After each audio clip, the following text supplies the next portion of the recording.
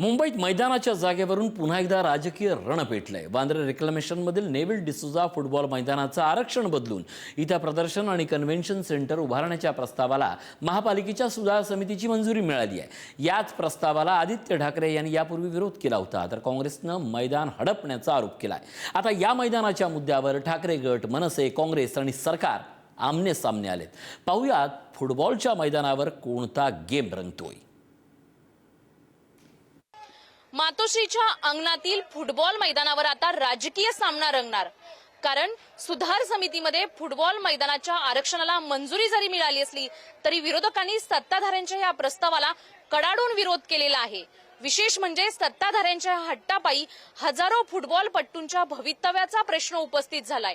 सुधार समितीत मंजुरी जरी मिळाली असली तरी सभागृहात विरोधक हा प्रस्ताव नामंजूर करण्यात यशस्वी होणार का हे पाहणं महत्त्वाचं असलं तरी मुंबईकरांना मैदान मिळणार की प्रदर्शन केंद्र, त्याचबरोबर ठाकरेंच्या शिवसेनेची भूमिका नेमकी काय असणार याकडे संपूर्ण मुंबईकरांचं लक्ष लागलंय। मुंबईतल्या फुटबॉल प्रेमींसाठी ओळखीचं मैदान म्हणजे नेव्हिल डिसूजा फुटबॉल मैदान। मात्र आता या मैदानावरून राजकीय सामना रंगतोय। प्रदर्शन आणि कन्व्हेन्शन सेंटर उभारण्यासाठी मैदानाचं आरक्षण बदलण्याचा प्रस्ताव महापालिकेच्या सुधार समितीसमोर आलाय आणि समितीनं या प्रस्तावाला मंजुरी दिली आहे। मात्र ही अंतिम मंजुरी नाहीये। प्रस्ताव आता महापालिका सभागृहासमोर येणार आहे। म्हणजे सुधार समितीत प्रस्ताव पास झाला असला तरी मैदानाच्या भवितव्याचा अंतिम निर्णय अद्याप बाकी आहे। या आरक्षण बदलाला आदित्य ठाकरे यांनी याआधीच विरोध केला होता। मुंबईतील मोकळ्या जागा आणि मैदानं वाचवण्याची गरज असल्याचं सांगत त्यांनी सरकारवर निशाणा साधला। मैदानाच्या जागेवर इतर प्रकल्प उभारण्याला विरोध करत त्यांनी आंदोलनाचा इशाराही दिला। मनसे विद्यार्थी सेनेचे अध्यक्ष अमित ठाकरे यांनीही मैदानाच्या मुद्द्यावर भूमिका स्पष्ट केली आहे। मोकळ्या जागा मुलांना खेळण्यासाठी असतात, त्या जागांवर इतर गोष्टी का उभ्या करायच्या असा सवाल त्यांनी केला। मुंबईत मुलांनी फुटबॉल खेळायचा तरी कुठे असा प्रश्न उपस्थित करत मैदानं वाचवण्याची भूमिका त्यांनी घेतली आहे। लीलावतीच्या समोर एक ग्राउंड आहे, तिकडे काहीतरी ते एवढं उत्तम ग्राउंड आहे, ते काढून तुम्ही काहीतरी कन्व्हेन्शन सेंटर करायचं बोलताय। अंधेरीला एक ग्राउंड आहे, म्हणजे आपले खेळाडू जाणार कुठे? आपल्याकडे कधीही उत्तम दर्जाचा एक फुटबॉल ग्राउंड येणार आहे की नाही? आपल्याकडे वर्ल्ड कप्स होणार आहेत की नाही? आपल्या इकडचं वानखेडे जे म्हणजे उच्च दर्जाचं आहे, तिकडे सोडून आता तुम्ही अहमदाबादला तुमचे फायनल्स घ्यायला लागले। म्हणजे तुम्हाला इकडचं महत्व काढायचं, तिकडे न्यायचं, इकडच्या ग्राउंडचं महत्व काढायचं, काहीतरी वेगळं उभं करायचं, हे किती दिवस चालणार आहे? आणि जसं कुलाब्याचं वाचवलं ना तसे आम्ही हे पण वाचवू। दुसरीकडे काँग्रेसनंही या प्रस्तावाला तीव्र विरोध केलाय। मुंबई काँग्रेसच्या नेतृत्वाखाली काँग्रेसच्या नेत्यांनी महापालिका आयुक्तांची भेट घेत मैदानाचं आरक्षण बदलू नये अशी मागणी केली।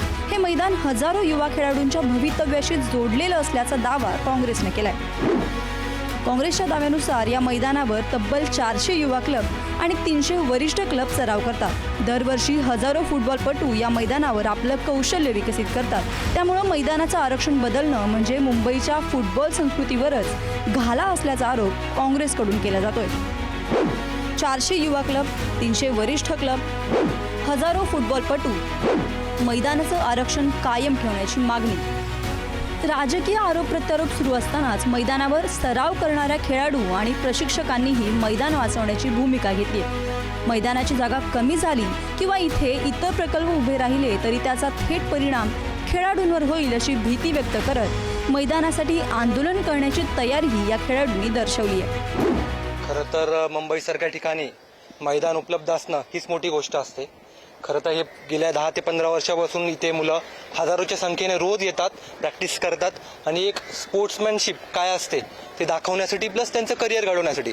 आपण देशात वेगळ्या वेगळ्या ठिकाणी मेडल्सची अपेक्षा करतो, फिफाची अपेक्षा करतो, भरपूर ठिकाणी अपेक्षा करतो, पण तुम्ही जर मैदानच ठेवणार नसताल, डेव्हलपमेंट इन व्हॉट सेन्स? आपल्याला डेव्हलपमेंट करायची की ग्रोथ करायची? आपण ग्रोथच्या दिशेने चाललोय। डेव्हलपमेंट करणं म्हणजेच मैदानं असतं, सांस्कृतिक सगळ्या गोष्टींमध्ये आलं। तुम्ही जर मैदानं प्रत्येक गोष्टीमध्ये जर तुम्ही दिसताय तर खेळाचं मैदानच दिसत आहेत का तुम्हाला? ओपन ग्राउंड्स बाकी ठिकाणी नाही दिसत आहेत का? मैदान जर हे राहिलं नाही तर मुंबईचं फुटबॉल हे आज मी सांगतो हे संपून जाईल। मी इथे 5 वर्षापासून खेळतोय आणि हे जे ग्राउंड जाणारं हे जे निर्णय ठरलंय ते खूपच चुकीचं आहे। कारण की ते छोट्या पोरापासून सिनियरपर्यंत खूप लोक खेळतात इथे ॲक्च्युली हा निर्णय खूप चुकीचा आहे आणि मला वाटतं एकदा परत ह्याच्यावरती त्यांनी विचार करून बदलण्याची गरज आहे सरकारने. कारण कसं आहे, आता गेली 10-11 वर्ष झाली आम्ही इथे येतोय. आम्ही म्हणजे आमचे ज्युनियर टीम्स जे आहेत अंडर 5, 7, 9 त्यांना प्लॅटफॉर्म मिळतो इथे. फॉर्मर इंटरनॅशनल फुटबॉल प्लेअर आहे. आपला एकच मत आहे काय, हा ग्राउंड वाचायला पाहिजे. कारण की हा ग्राउंडवर भरपूर लहान मुलांचे आणि हे भविष्य आहे, त्यांची एक ड्रीम आहे, ती ड्रीम फुलफिल करायला पाहिजे. त्यासाठी आमचं निवेदन आहे काय सरकारशी, काय प्लीज सेव्ह दिस ग्राउंड. हे ग्राउंड सेव्ह करा. मात्र या संपूर्ण वादावर मुख्यमंत्री देवेंद्र फडणवीस यांनी ही भूमिका स्पष्ट केली आहे. जागा पारदर्शक पद्धतीनं देण्यात आल्याचं त्यांनी सांगितलं. मात्र मैदानाचा प्रवेश थांबत असेल किंवा नागरिकांच्या तक्रारी असतील तर त्यावर विचार केला जाईल अशी भूमिका मुख्यमंत्र्यांनी घेतली आहे. मैदानांची योग्य देखभाल होत असेल तर जागेच्या वापराबाबत सर्वच निर्णय चुकीचे नसल्याचंही त्यांनी स्पष्ट केलं. की हे वाचायला तर पाहिजे काही करून, कारण की इथूनच इंडियाला एक स्टेप, ही फर्स्ट स्टेप म्हणतो, पहिली पायरी. इथूनच आपण अप टू डेट जाऊ शकतो पुढे खेळायला MFA वगैरे थ्रू. तर अपकमिंग इयर्समध्ये इंडिया फुटबॉलसाठी खूप स्कोप आहे. तर म्हणून हा ग्राउंड एकमेव ग्राउंड राहिला आहे मुंबईमध्ये असं, म्हणून हा ग्राउंड तर माझ्या मते ठेवायला पाहिजे आणि कृपया करून हा ठेवायलाच पाहिजे असे माझं मत. मला हे ग्राउंड खूप आवडतं आणि मला हे ग्राउंड नाही जायला पाहिजे. मला वाटतं हे नाही जायला पाहिजे. We don't want to let this ground go. This is our future. म्हणजेच एका बाजूला मैदान वाचवण्याची मागणी, दुसऱ्या बाजूला प्रदर्शन आणि कन्व्हेन्शन सेंटरसाठी आरक्षण बदलण्याचा प्रस्ताव. ठाकरे गट, मनसे आणि काँग्रेसकडून विरोध, तर सरकारकडून जागा पारदर्शक पद्धतीनं देण्यात आल्याचा दावा. त्यामुळे नेव्हिल डिसूजा मैदान आता केवळ फुटबॉलचा विषय राहिलेला नाही, तर मुंबईच्या मोकळ्या जागा, क्रीडा सुविधा आणि विकासाच्या मॉडेलवरून राजकीय संघर्षाचा केंद्रबिंदू ठरतोय. शिल्पा नरवडे, पुढारी न्यूज, मुंबई.